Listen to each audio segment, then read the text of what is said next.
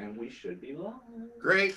Well, listen, if we're live in the green room, I'm lonely today. You know, Ruta's out for a couple weeks, so I gotta carry the ball today. Not that it's not an unbelievably interesting time in America, and I'm just so honored today to be joined in the green room by just two unbelievable guests. So, guys, the green room is the green room. I have Olivia Babis with us today, and Kathy Lewis. I'm going to introduce each of them, but let them pretty much embellish upon their resumes because they're way too vast for me. But the green room, guys, is the green room because, of course, we are the medical cannabis clinic here in Venice, Compassionate Cannabis Clinic. And Olivia, I know that you've had a chance to visit us in the past. I met Olivia, of course, when she was running for state senate down here in the Venice area in the last election cycle. And I grabbed onto her immediately as one of my favorite candidates. So she's had a chance to visit us. Kathy, not quite yet, but I know you have your own impact into the cannabis world as well with your daughter. But the point is, the green room is the green room because we talk all things cannabis, but Ruta and I, because Ruta's political connections as they are, we go politics too, right? And how can anybody ignore what's going on as these critical 19 days, guys? So I'm voting tomorrow. I have my ballot. I'm going to drop it off at the electors. The reason I'm voting tomorrow, I'm Jewish. So 18 is very important in Judaism. It's high, right? So I want to vote on the 18th day before the election because we need life. And I'm so inspired by what I see in this election cycle, people standing in lines and the whole bit. So let's get on with it. So I want to introduce Kathy Lewis first. Just honored to have you in the green room. Currently running for state senate. Up in a really funny district, Kathy. I saw it. I saw you actually go over through. You tell us all about it. But anyway, you and I had a chance to talk a little bit last night. I was very fascinated by where you come from and what you've done. So go ahead and tell us about yourself. Sure. Thank you so much. Again, I'm Kathy Lewis. I'm a candidate for state senate in District 20, which covers parts of Pasco, Hillsborough, and Polk counties. This is our second time running in this race. We ran in 2018, and pretty much I was just an angry parent. We have a daughter with a disability, and accessing benefits for her once she turned 18 was a nightmare, appalling, awful, everything that's wrong in the world. And it took us about 15 months to get her qualified. And then after she was qualified, they gave us these little piecemeal of benefits, and we needed much more, and had us waiting for 4 months. So I got angry, wrote some emails to 75 people, the Health and Human Services Secretary in DC, all the way down to anyone who would listen or anyone I could think of. And I sent that email at 3:30 a.m. because one of the issues, our daughter doesn't sleep. And at 9 a.m., Dr. Price's office called me. He was the Health and Human Secretary at the time. I almost fainted. That never happens. And then they told me at 10 a.m. to call the Administrator for Disabilities for the entire country, basically. And I did. She answered. I almost fainted again. That lady said, I've already spoken to those people in Florida, and if you don't hear anything, you call me back in 2 days. Well, that was a Thursday. By Tuesday, my daughter's case was fully funded. And I mean papers signed, ready to go in 2 days. Wow. Is that what parents have to do? We have to write to DC to get the people in Florida to do their job. The benefits are a nightmare. As a parent of an autistic child, I know the activism that those parents have. You know, I call you the lions and the lionesses, you know, of the animal world. When you have a child, and you know, just to bring Olivia into the fray, you know, Olivia, you teach me so much, and I'll be honest with you. I've done some panels on social injustice and racism, and this panel on inclusion. And inclusionism is so important to me. And it's a word, quite frankly, that you taught me. And I'll be honest with you, I'm a little more nervous about this panel than I was even my racial and social injustice panel, because sometimes well-intentioned people mislabel, so to speak, right? And I love reading your posts about when such things happen. So if I do so, please excuse me for doing so. But I want to make sure that everybody knows that this is a panel about inclusionism, right? And about making sure that everybody's recognized, not only for their healthcare rights, but for all rights. Yeah, absolutely. So you're in Tallahassee now doing Yes. fantastic things. Please tell us what you're up to. I work at Disability Rights Florida as a public policy analyst, which I just want to clarify, I'm not here on behalf of the organization today. I'm here on behalf of myself. I think it's important to kind of understand the work that I do and how embedded in policy I am professionally now, but that's something I've kind of always been involved with, at least on a personal level, out of necessity. Um, we went through a lot of hardships when I was growing up. I lived with my grandparents. There was nobody else in my family with a disability, so this was a learning curve for them as well. And this was pre-ADA, so we had to fight for a lot of just equity, really. IDEA was already there, but wasn't fully implemented yet, and we've never actually fully implemented the IDEA. It's still not fully implemented, but we were just as students with disabilities being transferred out of like the center schools and into the public schools, but then we were so isolated in our little bubble.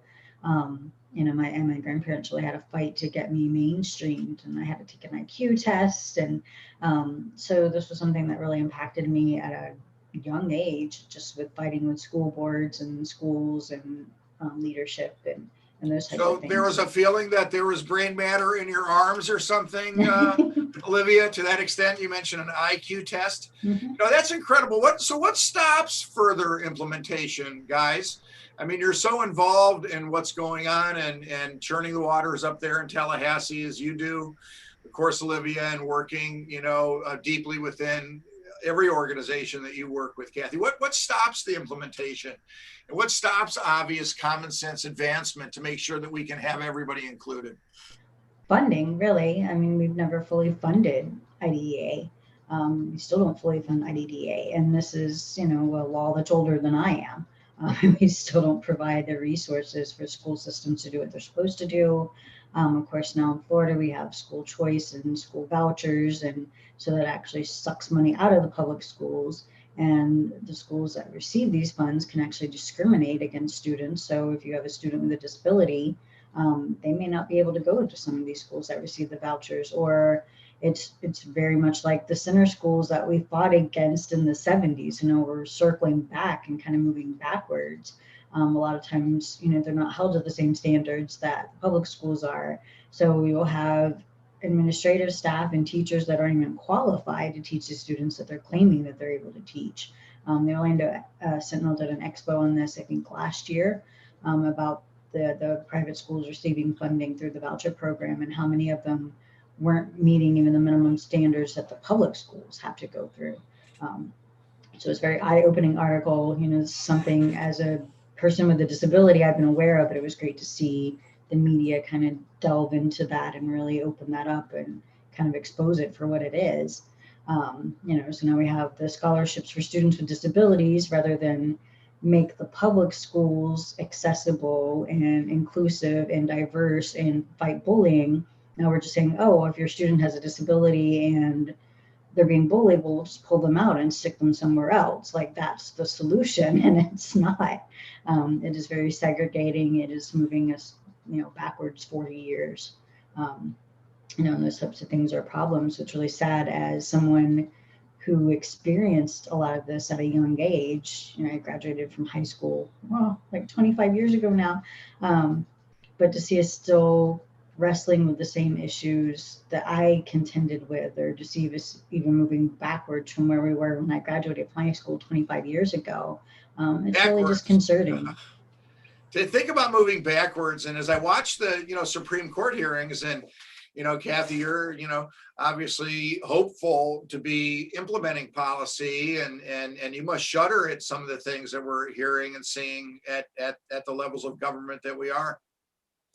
Well, yes, and I agree with everything Olivia said. I also want to add that I think it's now we have to do better as legislators. As Olivia said, this has been going on forever, and we're moving at this sort of glacier pace. And it makes me think that unless someone is in the legislature that is directly impacted by disabilities or whatever issues that are going on, then they don't seem to do enough about it.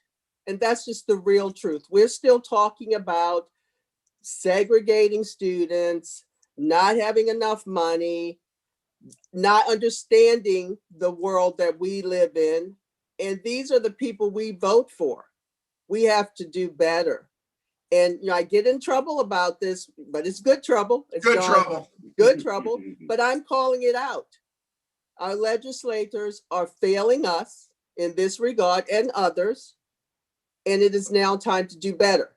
So if I'm lucky enough to be and honored enough to be elected, I will be calling all of this out. I mean, it appears that in these sessions, no one is really fighting.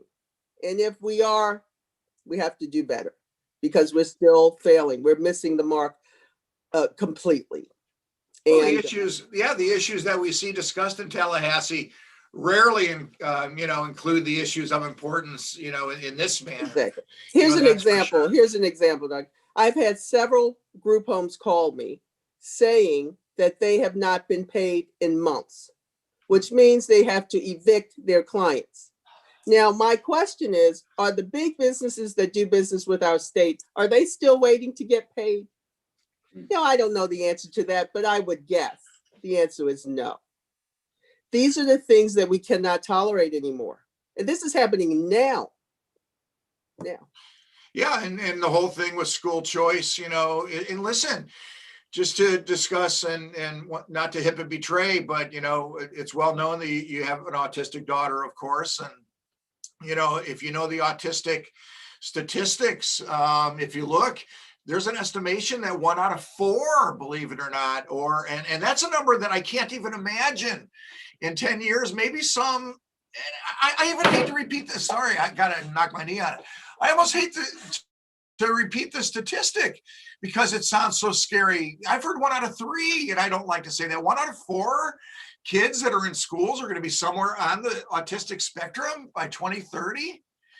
And that's a statistic that scares me. Even a thought of 1 out of 10.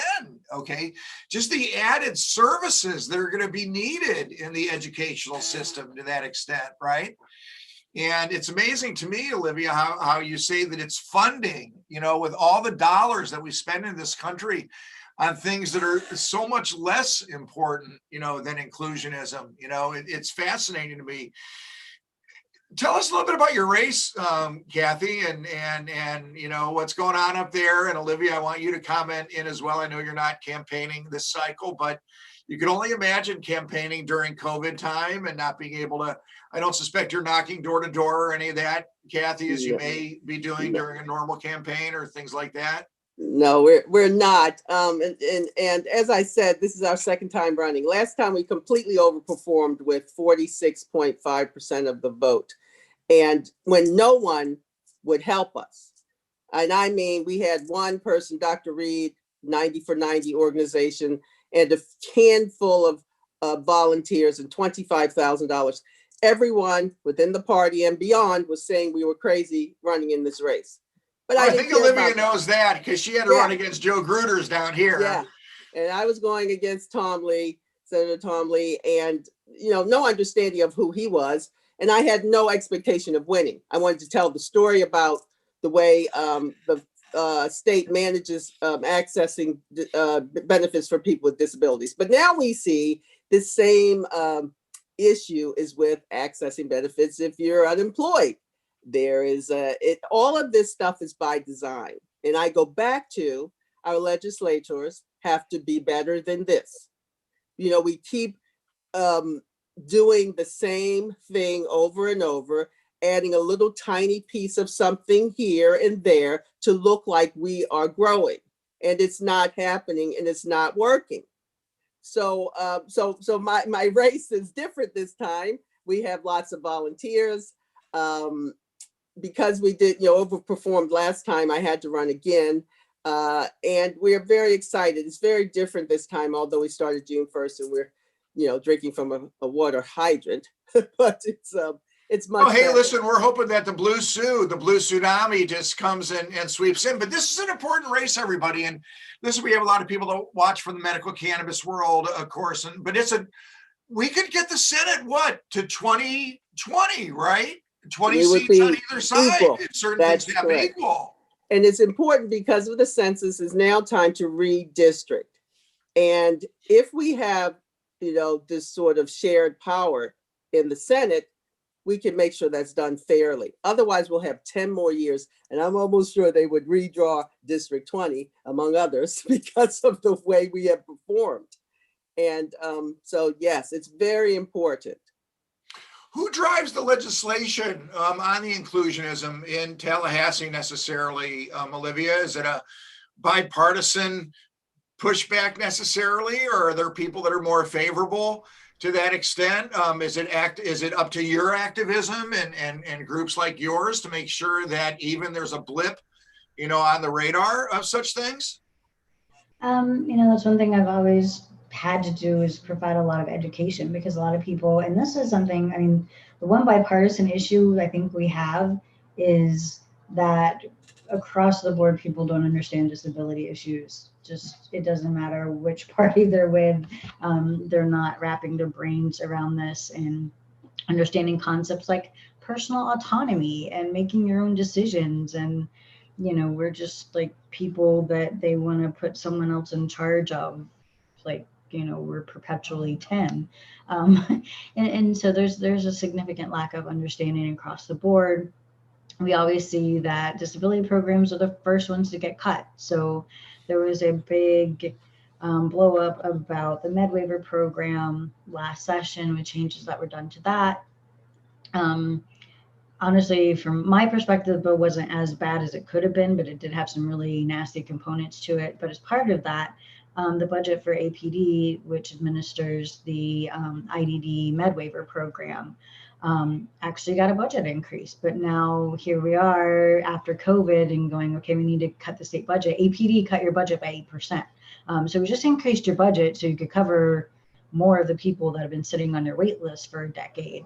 But now we're asking you to cut that back again because, well, we need money for the state budget. And of course, it's going to come from you. What else are we going to cut?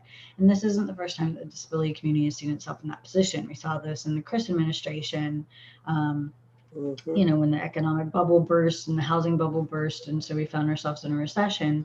APD was almost cut entirely. Because they were crunching numbers up on the Capitol and going, okay, we have a huge budget deficit. We have to figure out how to plug. We have to have a balanced budget. It's in the state constitution. And so they were looking at, well, we're not going to cut Department of Education. So all that's left that we can potentially get rid of is APD and just eliminating this waiver.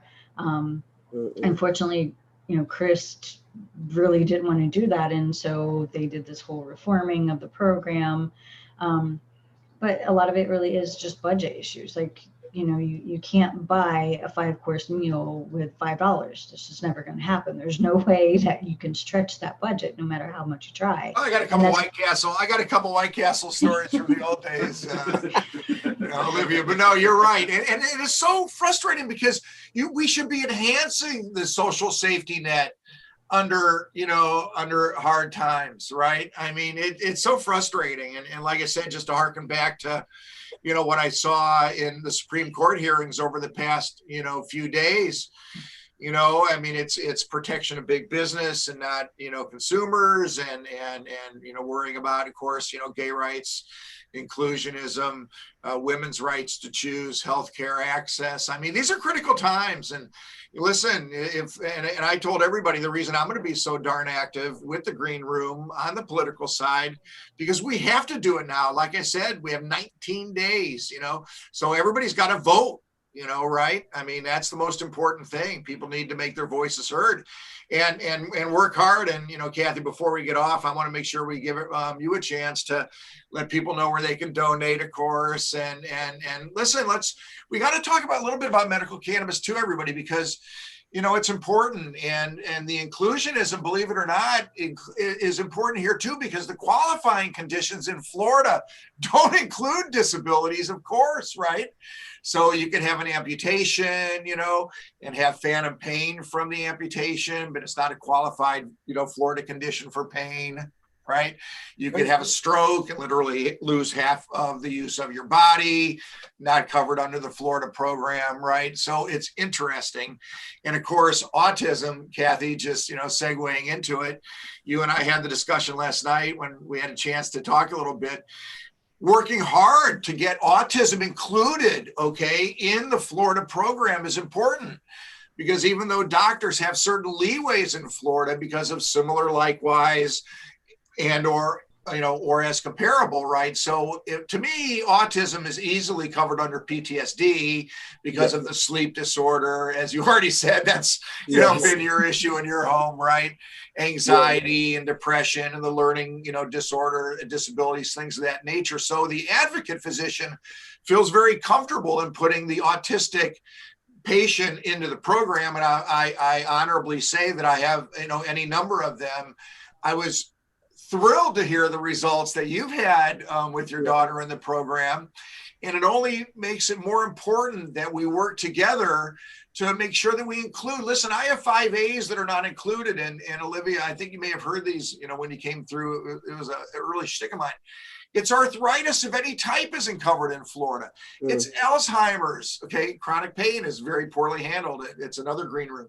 But Alzheimer's is not covered. Autism is not covered. Autoimmune diseases, except for Crohn's, is not covered. And anxiety in and of itself is not covered. So Kathy, I say to you, let's hope that your, run is successful and you're there to fight right in the center of it all. But I pledge to you that you and I, will work together, right? Absolutely. With many other, autistic families in this state and Alzheimer's too.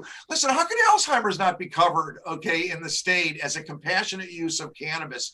And not to get over jokey, but the green room, if I don't joke at all, that people will wonder like how stressed I am before the election. But if I'm demented, there's 3 things that I want to be. I want to be hungry, happy, and sleepy. Right. Yeah. So to me, families should be able to use a plant-based product rather than the Remerons and the Seroquels and the Trazodones of the world and this and that. And that segues into you, Kathy, because you can tell me what they had your daughter on before you found medical cannabis as a better solution. Our daughter, since age 13, has tried just about every drug there is. And the side effects were horrendous. From diabetes to weight gain to suicide, increasing her suicidal thoughts to violent outbursts. It was awful. And you go to a psychiatrist, and we had a very good doctor, but their job is to find a prescription drug that would help her. But all of these other side effects are awful. So I didn't hear this from the physician. I had a friend who had started using medical marijuana and said, Kathy, why don't you try it with your daughter? And I thought it hadn't occurred to me. As a parent, you are so overwhelmed with so many things that you just can't think of everything every time.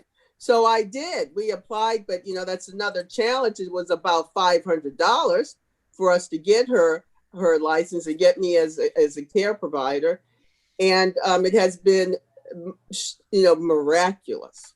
My daughter still doesn't sleep. And maybe we can talk about that, doctor, off camera about maybe some other suggestions. We've tried different strains, but that doesn't work.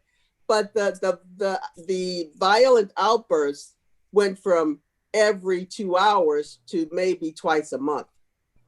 That's a significant difference. The agitation is less.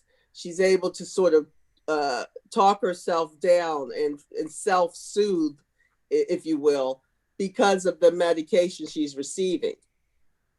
It's astonishing. And I know that many of our veterans and other people that don't have access or it's very difficult would benefit greatly from this. And and the other piece is there are no side effects.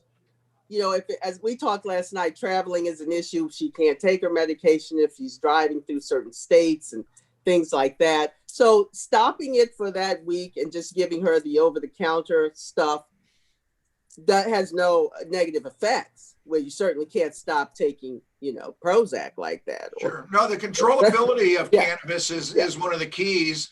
and, Right. and as a parent and a caregiver, and listen, your husband's a physician as well, you Yeah. told me last night. And listen, no physician is trained on the endocannabinoid system in American medicine, right? We all come into it from how is he? It must be fascinating to watch him. See, and right, it's fascinating for all of us in every way, shape, and form. He understood the prescription drugs, and he understood what was happening with our daughter taking those. And we had to, so basically it took months to remove all those drugs, to get her off of them. And then we slowly incorporated the medical marijuana. My husband was thrilled to do this. And neither of us have never used this drug recreationally, and we don't drink or anything. And that did not matter, because I know that this drug is wonderful medicinally. It's wonderful for people.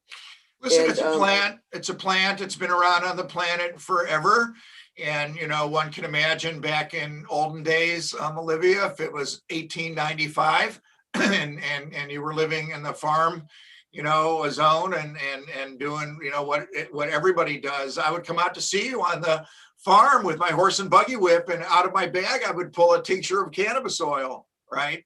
For whatever was ailing, right? Not whatever, but sleep and or pain. Believe it or not, menstrual cramps were used with a poultice of cannabis. It's funny how you said, Kathy, that you've never used cannabis before. We have a name for you in the clinic. It's called a doobie one. Okay, doobie ones have never used cannabis before, but that's 33% of the patients who walk into the clinic. Mm-hmm. That's one of the most joyous thing about it. And especially when I have professional couples come in, and I have a lot of physicians come in, active and retired.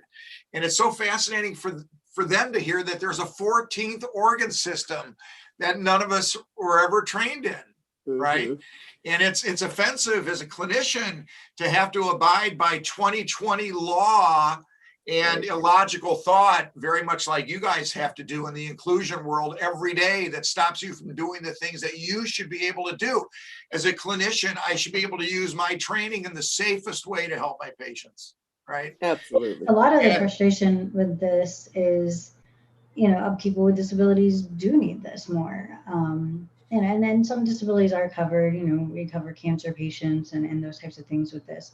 But disability and poverty coexist. Like, there is this cyclical pattern. One leads to the other. Disability leads to poverty. Poverty leads to disability.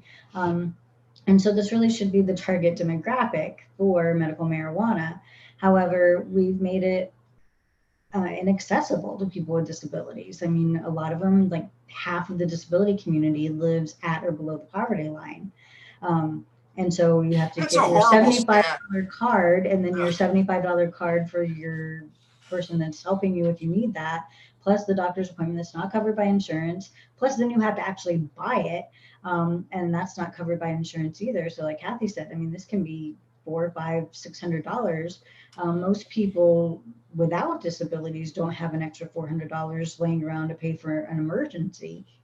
But then we're expecting people with disabilities who are trapped in poverty by our social programs due to the income restrictions, and then we're not giving them access to the things that would help them. And that's the really tragic part, is that, this was new. We set it up a couple of years ago. We had an opportunity to do this the correct way, and either by just being habitual or unintended consequences or whatever, we've set it up in the same manner that we've set everything up, which is inequitable for people with disabilities, other marginalized communities.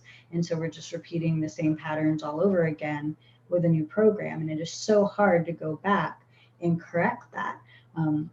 Unfortunately, a lot of people's ideas on inclusion and diversity and, all the people that want to be those things, and equity, tend to stop when it becomes an inconvenience for them. We find out when it's going to be a financial cost for you, or some other type of inconvenience. Well, then people tend not to care so much about inclusion and equity when they're personally impacted trying to fix it. So if we would have done this the correct way, it's always easier to do it right at the beginning than try to go back and fix it. And so unfortunately, we're seeing these same patterns with medical marijuana, that the people that need it don't have access to it. Yeah, so true. And I'll be honest with you, I learned from my green rooms, and what I learned from today's is to make sure that I include that inclusionism for patients with disabilities in my discussions that I have as I go forward, listen, we all want job protections. We all want further nursing home access. We want state by state reciprocity. We want our veterans to have easier access. I got a list of things that long, and, can't fight for all of them this year. Telehealth, of course, but look how, listen, this guy's, and thank you for being here this morning. This to me is clearly the making of the lemonade out of the lemons, so to speak, right? The chance to bring in an expert like you, Olivia. And I thank you so much from Tallahassee today. And, Kathy, the fact that you and I have been able to connect and give you, quite frankly, a soapbox that you deserve as we, charge into these last 19 days. And I truly believe that, listen, vigorous efforts and get that vote out. And, let's hope things happen from the top on down the way we want them to. And that great race. And like I said, Olivia knows the challenges of running in red districts. We have, State Senator Gruters here, in Venice, who has also been to the clinic. So I got to give him a shout out to that extent. He's interested enough in learning about medical cannabis and all that. So that's a positive. Every politician is welcome here in the green room and in the clinic, of course. And Kathy, when you get a chance, next time you're down I-75, stop in. But as we're kind of getting near the end of the time, I want to give you a chance to shout out your campaign and where people can donate. And just give us a little bit of a, stump speech to the extent of what your critical issues are as we go forward into the election. Thank you so much for having me, Doctor. It's wonderful. And thanks for all the wonderful work that you're doing for our fellow Floridians. You can reach me at Kathy for FOR, Florida spelled out.com. And that's Kathy with a K. And my number is 813-981-3697. I welcome all phone calls. I return my calls. I answer my phone mostly if I can. And if not, I will return the call. I've been getting lots of phone calls, and I love speaking to people about their challenges and figuring out a way that I can help. I'm here because my child has a disability. That's how we got started. Of course, there are other issues. And as I mentioned before, the accessibility is a nightmare, but that seems to be a systemic problem with other things, unemployment, as well as the voting registration crashed or something. I mean, all kinds of issues are going on. Now, if that isn't a sign that we need to do better, we need to elect different people with various experiences, then I don't know what else to say. I mean, it is time. I find myself completely frustrated that we talk about this year after year after year, and nothing is changing. Not really. We have to do better. And in fact, I think we have to demand that our elected officials do better. Poverty is a huge issue, man-made, basically, oppression and low wages perpetuated. And it's time to stop this. But as Olivia mentioned, these things make people uncomfortable until when they start feeling funny about it, they sort of shut down. Well, Olivia and I will help them along. Okay. I don't care that you're uncomfortable. You've got to come along with this. And that's what I will do as an elected official. Thank you so much, Doctor, for having me. Having you. And so when you have the president say it was attributed to him, and we don't want these people in the parade, that amputate, listen, we have to view everybody as God's child, of course. And I'm not an overly religious person, but everybody's on the planet for a reason, right? And once again, just, I want to just go back to, thanking Olivia as well for being here. Meeting Olivia a couple of years ago during her campaign cycle was so inspiring to me and has driven me along in a lot of my efforts towards making sure that we really work hard for all of our Floridians. And I was so happy to hear when she got the gig up in Tallahassee, because I knew that people would have a strong voice up there and just to fight that tide everything that you fight against up there, Olivia. Just let us, there's a whole lot of people that are the wind behind your back, so to speak, and reach out anytime that we can aid you in what's going on up there. Yeah, absolutely. Thank you so much for having me. Good luck, Kathy. I know what that's like being in that tough district and then in a special election, and I can only imagine what that's like during COVID. So I hold my hat out to everybody that's actually running this year, because this is definitely unlike anything I think most people, in our generations have had to contend with, and trying to figure out how to connect with people. And we're struggling a lot with that just in the work that I do every day. But where you're applying basically for a job that relies on connections with people, when we can't connect with each other, that's going to be so difficult. So it is a unique time. And I think, once again, just to use the same line as I used already, but the making of the lemonade out of the lemons, I think, Kathy, maybe this is the time. Maybe this is the time that we do make a change and put some leaders in there that will listen, to the will of the people. I think that's one of the most fascinating things about the Supreme Court discussions that are going on. Literally, it's not hard about the issues of, gay marriage rights and, in general, women's reproductive rights, and access to healthcare. In general, these are 70-30 issues, and I fully respect the 30%. They live in America also. But America's a democracy, and in general, as society progresses, one would hope that we would all go forward with the just right way, the good trouble way of continuing to turn the waters to make sure that everybody's included, right, as we go forward with the American dream. So I'm hoping for that blue tsunami. Kathy, good luck to you. Once again, after the election, I will reach out, whether you're going to be sitting in that seat or not, to work on these issues as discussed on the autistic side. And just to hear the stories of your daughter just will give me the glow as I go forward with today. Thank you so much, Doctor, for having me. All right, guys. Thanks. All right, everybody. We'll see you in the green room next Thursday. Have a good week. Bye.